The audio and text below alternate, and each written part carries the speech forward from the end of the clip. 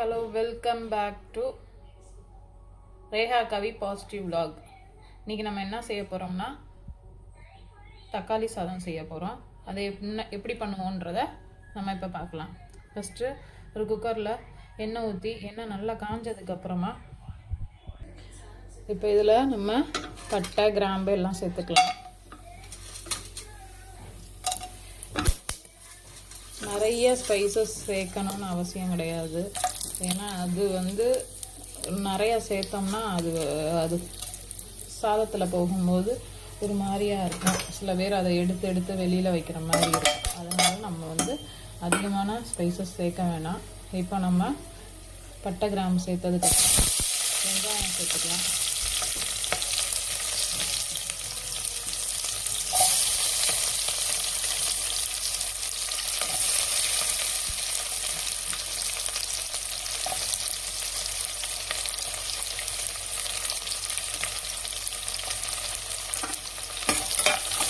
வெங்காயத்தை போட்டு நல்லா ஃப்ரை பண்ணிக்கிறோம்.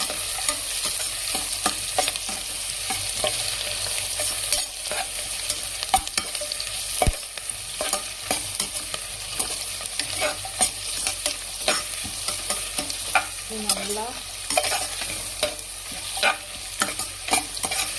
ஃப்ரை ஆனதுக்கப்புறமா ரொம்ப கோல்டன் ப்ரௌனாக வரணும்னு அவசியம் கிடையாது. நம்ம கொஞ்சம் அந்த ஒரு கண்ணாடி பதம் வரும்போதே நம்ம என்ன பண்ணிக்கலாம், தக்காளியை இதில் சேர்த்துக்கலாம்.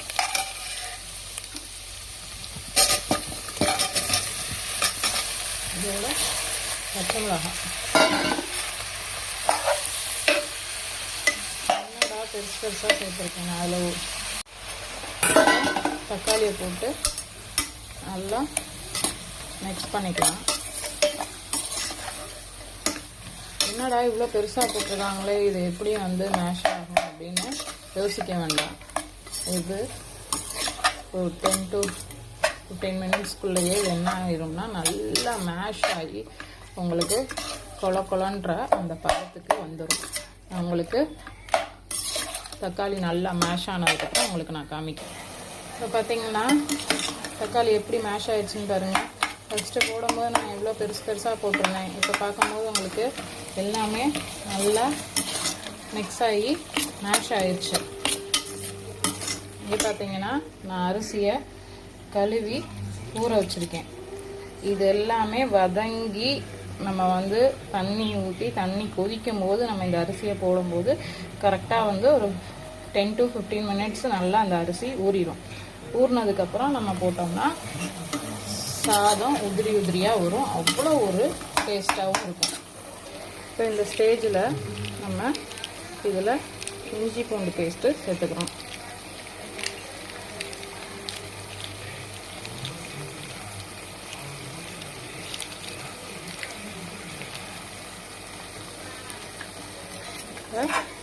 இந்த இஞ்சி பூண்டு பேஸ்ட்டு நல்லா இதில் மிக்ஸ் ஆகிற மாதிரி நம்ம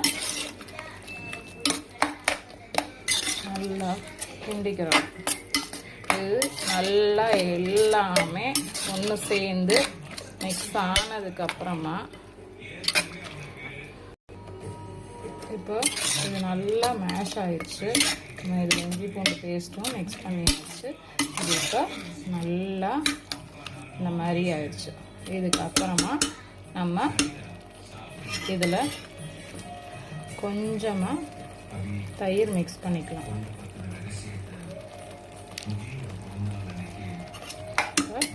இதில் தயிர் மிக்ஸ் பண்ணிக்கலாம். தயிர் மிக்ஸ் பண்ணி அது நல்லா சாதத்தோட மிக்ஸ் ஆகட்டும். மிக்ஸ் ஆகிற வரைக்கும் அதை நல்லா கிண்டி விட்டுட்டு ஒரு 5 நிமிஷம் லிட்டு போட்டு மூடி. இப்போ இது நல்லா மிக்ஸ் ஆயிடுச்சு. இப்போ இது நல்லா மிக்ஸ் ஆனதுக்கப்புறமா நம்ம இதில் பிரியாணி மசாலா சேர்த்துக்குவோம். நீங்கள் வீட்டில் இருக்க மசாலா சேர்த்தாலும் சரி, நான் என்ன பண்ணுவேன்னா எப்பயுமே பிரியாணி பவுடர் தான் நான் சேர்ப்பேன். வேறு எந்த ஒரு பொடியும் நான் இதில் மிக்ஸ் பண்ண மாட்டேன். ஏன் அந்த கரம் மசாலா அது எல்லாமே நம்ம பிரியாணி பவுடருன்றப்ப பிரியாணி பவுடர்லேயே எல்லாமே இருக்கும். பட்டை, கிராம்பு எல்லாமே ஹோல் ஸ்பைசஸும் அதில் இருக்குன்றதுனால நான் வந்து வெறும் பிரியாணி மசாலாவை மட்டும்தான் சேர்ப்பேன். வேறு எதுவுமே அதில் நான் போட மாட்டேன்.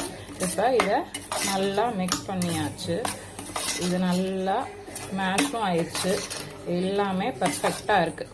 இப்போ நம்ம என்ன பண்ணணும்னா, நம்ம அளவு தண்ணி வச்சு தண்ணி இதில் ஊற்றிக்கலாம். ஊற்றினதுக்கப்புறமா அந்த தண்ணி கொதிக்கிற வரைக்கும் வெயிட் பண்ணிவிட்டு நம்ம அரிசியை போட்டுட்டு 2 to 3 விசில் வச்சு எடுத்தோம்னா சூப்பராக தக்காளி சாதம் ரெடி. இப்போ பார்த்தீங்கன்னா அரிசி தண்ணி நல்லா கொதிக்க ஆரம்பிச்சிருச்சு. நான் ரைஸையும் இதில் நான் சேர்த்துட்டேன். நான் அதை உங்கள்கிட்ட காமிக்கலை. ஆனால் தண்ணி நல்லா கொதிக்க ஆரம்பிச்சோன்னே நான் ரைஸை இதில் மிக்ஸ் பண்ணிட்டேன்.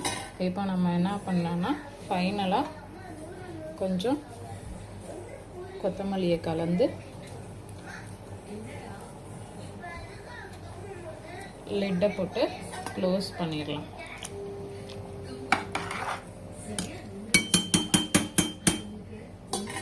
இதில் நம்ம கொஞ்சோண்டு நெய் சேர்த்துக்கலாம். ஆனால் ஃப்ரிட்ஜில் வச்சுருந்தனால கெட்டியாக இருக்குது. அது நம்ம கொஞ்சோண்டு இதில் சேர்த்துடலாம். நல்லா மிக்ஸ் பண்ணி விட்டுட்டு நம்ம குக்கரை லிட்டு போட்டு க்ளோஸ் பண்ணிடலாம்.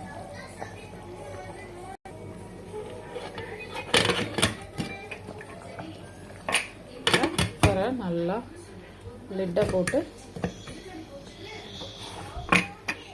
க்ளோஸ் பண்ணியாச்சு. இப்போ நம்ம 3 விசில் வந்ததுக்கப்புறம் நம்ம பார்க்கலாம். நம்ம அதுக்கு இடையில ரைத்தா ரெடி பண்ணிக்கலாம்.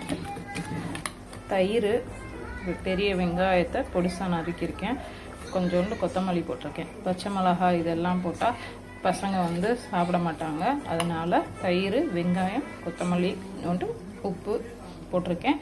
இப்போ இந்த ரைத்தா ரெடி. குக்கரு வெயிட் வர்ற வரைக்கும் வெயிட் பண்ணுவோம். அதுக்கப்புறமா தக்காளி சாதம் எப்படி வந்திருக்குங்கிறத நான் உங்களுக்கு காமிக்கிறேன். ப்ரெஷர் இறங்கிருச்சு. நம்ம லிட்டை ஓப்பன் பண்ணிவிட்டு எப்படி இருக்குன்றத பார்க்க